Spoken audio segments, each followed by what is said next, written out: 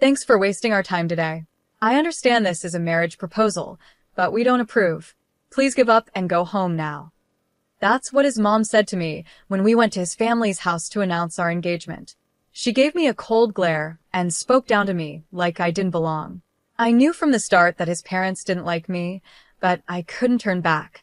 I took a deep breath, braced myself, and introduced myself anyway. My name is Cheryl. I'm 29 years old, and I work in the general affairs department of a manufacturing company. I've been dating my boyfriend, James, since last year. He's 4 years older than me, and we work in the same department. James has a gentle look, and his kindness shows whenever he smiles. That's what made me fall in love with him. We both live on our own, so we often spend time at each other's places and enjoy weekends together. We've built a happy relationship. My parents live nearby, so I take James to their house often. They really like him, and whenever he visits, they go all out with meals. James and my dad get along great, and I thought everything would go smoothly when we got married. But James had always hesitated to introduce me to his parents. When I asked him why, he looked uncomfortable. Could you wait a little longer? My parents aren't like yours. I wish I had grown up with parents like yours, he said with a sad expression. I wondered if he had issues with his family, but I decided to give him time. I wasn't in a hurry to get married, so I figured it would be better for him to open up when he was ready. But things don't always go as planned. One holiday, James and I were on our way to our favorite restaurant when something unexpected happened. As the staff showed us to our table, James suddenly seemed nervous and fidgety. What's wrong? I asked, noticing how tense he was. He looked away, unsure how to explain, clearly struggling to find the words. I felt nervous at that moment, wondering if I had done something wrong. Just then, a woman in her 53s came over to our table and spoke to James cheerfully. Oh, James, I haven't heard from you in a while. I was wondering what you were up to, she said. She then turned to look at me, her eyes narrowing as if she was judging me. She had downturned eyes that made it seem like she was glaring. Her hair was neatly tied back, which made her sharp eyes stand out even more. As I gave her a confused look, she let out a little laugh, but it wasn't friendly. Are you really spending time with someone like her, James? You're such a good kid. If you don't like it, you need to tell her. Otherwise, girls like her won't get the message, she said. James's face tightened in anger. He glared at the woman and firmly said, I won't allow you to insult her. But the woman gave me a cold look and said, It's a shame my son has been tricked by a girl like you. Leave him alone right now. After that, she went to the cashier, paid her bill, and left the diner. What just happened? I asked, still in shock. James replied in a low voice. That was my mother. A few years ago, because of her, I had to end a relationship with someone I was thinking of marrying. She didn't want to marry me because of my mom's behavior. I began to understand why she had acted that way. James continued, If you choose to stay with me, there will be a lot of challenges. Maybe we should break up now. Don't worry, I'll keep things professional at work, and I'll make sure it doesn't cause you any trouble. He looked really upset, and it pained me to see him like that. But I calmly said, I still want to be with you, James. Do you really want to end things with me? James seemed surprised by my words. You know what my mother is like. If you marry me, she will be a burden to you. I don't mind. I think that's part of marriage, and we don't have to live with her, right? If it becomes an issue, I'll ask for a transfer at work, and we can move far away, I said. James stared at me, deeply considering my words, and I gave him a reassuring smile. Then I feel better about it. Is it strange if I propose to you right now? He asked. A wave of warmth rushed through me, and I could feel my face turning red. Are you serious? I asked, feeling a bit embarrassed. Yes, of course. I want to spend my life with you, I said, my cheeks growing hotter. I feel a bit like you've beat me to it, but I'm really happy. I want to be with you forever, James said with a smile, and I finally felt relieved. After that, we decided to tell my parents about our engagement. They were thrilled and asked how we decided to get married. I knew we'd have to mention James's mom at some point, but we tried to avoid the topic by pretending to be shy. However, my mother wouldn't let it go. So, have you already met James's parents? Or is that still in the works? She asked. James and I were caught off guard. No, I don't plan to tell my parents about the wedding, James said, causing my mom to gasp in surprise. Why not? She asked, shocked. Because I know they won't approve of our marriage, James explained. At that point, my father gave us a serious look. That's not acceptable. Marriage is the joining of two families. Your mother would be heartbroken if she found out you got married without her knowing. You both should at least meet with them once. If they still refuse, come talk to us and we'll support you. My dad's words were strong and comforting, but James still looked worried. I'm fine, I said with a smile, hoping to put him at ease. I thought that if we couldn't get past this challenge, we wouldn't be able to find real happiness together. Later, James told his parents that I would be coming to introduce myself. They didn't seem excited, but he was able to set up the meeting anyway. James's father was a CEO, and they lived in a big house with a large yard. When I stepped in, a big dog started barking. James smiled and petted the dog's chin, calming him down, and then the dog let me pet him too. While we were playing with the dog, the front door opened and his parents came out. His mother had a sharp look that made her seem intimidating, and his father looked just as stern as he stared down at me. Don't touch our dog. You're disgusting, were the first words his father said to me, without even a hello. He started scolding me right away, and I felt really uncomfortable. How dare you talk to her like that? If you keep acting like this, I won't hesitate to cut ties with you, James said firmly. His parents gave me angry looks but didn't say anything else unpleasant after that. They invited us into the house. As we walked in, I found it a little strange. Looking at James's face, you'd think he's a kind person because of his gentle eyes, but he didn't look anything like his father. His mother had upturned eyes, but he didn't take after her either. Sometimes traits skip a generation, or kids don't look like their parents at all, so I decided not to think too much about it. Once inside, as I was looking around, a middle-aged man in a suit appeared. Mr. Eric. Welcome home, young master, he said, bowing to greet James.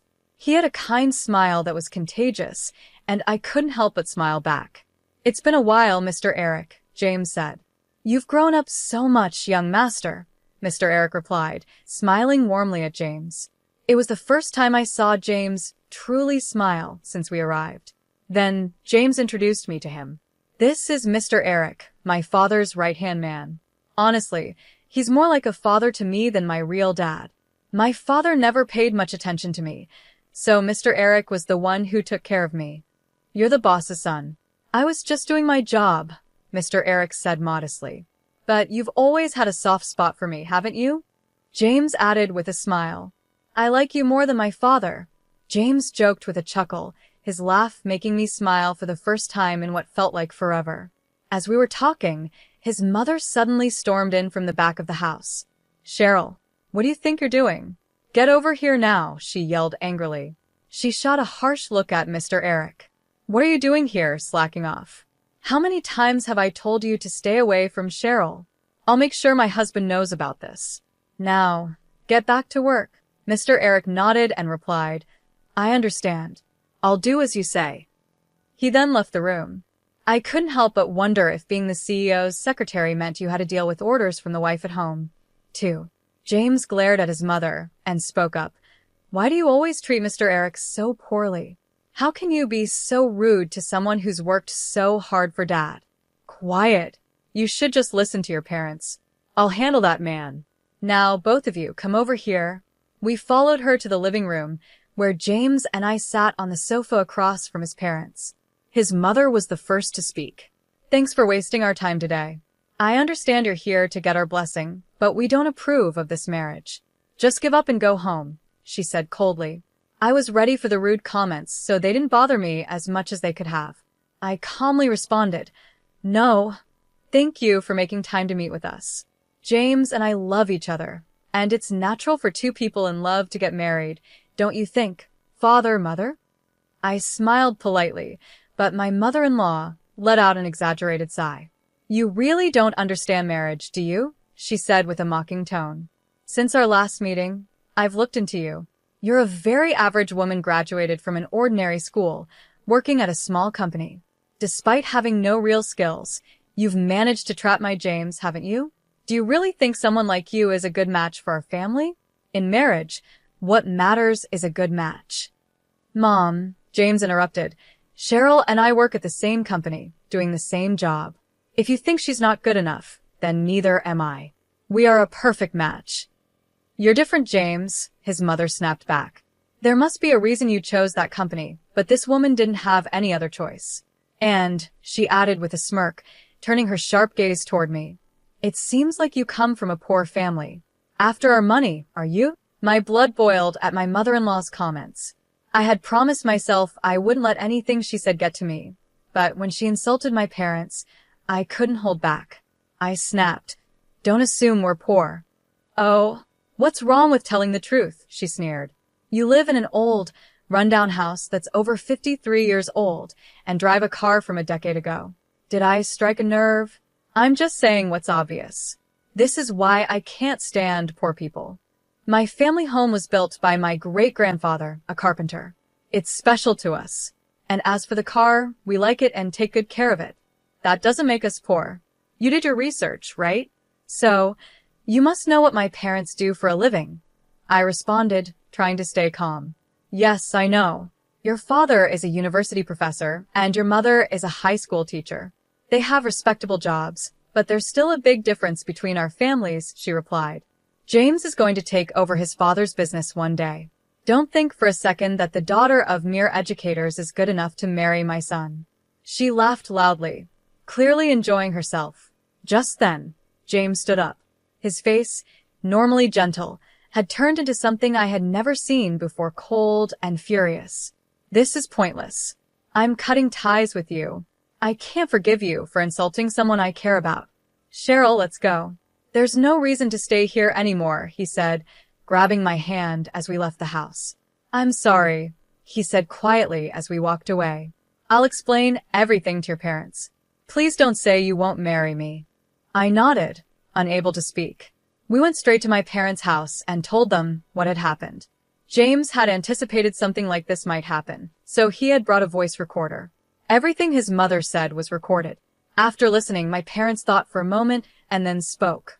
Yes, the way his mother talked was awful, but you two are giving up too easily. We'll help you come up with a plan. So keep preparing for the wedding, my father said. If you've both decided to marry, you don't need their approval. But it would still be better if you could get James's parents' blessing, my mother added calmly. Hearing their words gave us hope, and we nodded in agreement. We decided to leave the situation with James's parents to my family and focus on planning our future together. 2 months later, my parents called us and James and I visited my family home. When we arrived, we saw James's parents and Mr. Eric sitting around a small table. As we joined them, the room felt a bit crowded. I thought James's parents might make rude comments again, but they stayed quiet. My father was the one who filled us in on what had been discussed while we were away.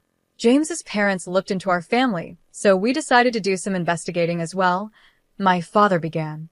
His parents married 32 years ago after his mother became pregnant. At that time, his father had just started his company. Mr. Eric, who was an ordinary employee back then, supported his father with dedication. As my father continued, James interrupted. That's all well known in our family. Mr. Eric started as a regular employee but was promoted to my father's personal assistant because of his hard work. My mother mostly raised me on her own while my father struggled to manage the company. It seems Mr. Eric supported not just my dad but my mom, too. My father nodded, acknowledging James's words. Then he said, Mr. Eric did indeed support your family with great dedication. Now, let me shift the conversation a bit. I'm a genetic researcher at the university. Genetically, children inherit half of their DNA from each parent. Even if a child looks very different from their parents, they still receive half of their genes from each one. James gave my father a puzzled look, and I was also confused about where he was going with this. My usually calm father had a serious expression as he addressed James's parents. Please listen carefully. I hired a detective to conduct a background check on your family. Your father works hard, and Mr. Eric has always been there to help. Your mother is fully devoted to housework. It's quite admirable. But when I looked at your family photos, something didn't add up. Neither of your parents have a widow's peak, but you, James, do. This trait is dominant, meaning a child with a widow's peak can only inherit it from a parent who also has one. And don't you think James looks quite a bit like Mr. Eric? Especially with the drooping eyes and widow's peak? That's why I called your parents here today to discuss this. As my father finished explaining, James looked at his parents and Mr. Eric in shock, unsure of what to say. I am a French teacher, just like my mother, and I'm good at French. I never noticed anything different about their foreheads, and even if I did, I'm no expert in genetics. After a long silence, James's father finally spoke. 40 years ago, I was so focused on my work that I neglected my family completely. Then my wife told me she was pregnant. What she didn't know was that I had been hiding my infertility from her.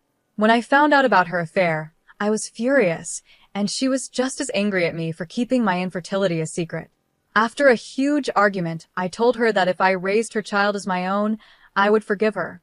In return, she promised to forgive me for hiding the truth. I made Mr. Eric my personal assistant to keep him close, hoping to stop any further affair between them. After spilling everything, James's father sat there, looking empty, as if all the life had drained from him. Meanwhile, James's mother started to cry. I loved Mr. Eric. I wanted to raise James with him, she sobbed. James is a precious child I had with the man I truly loved. I can't let him marry someone I don't even know. I absolutely won't allow this marriage.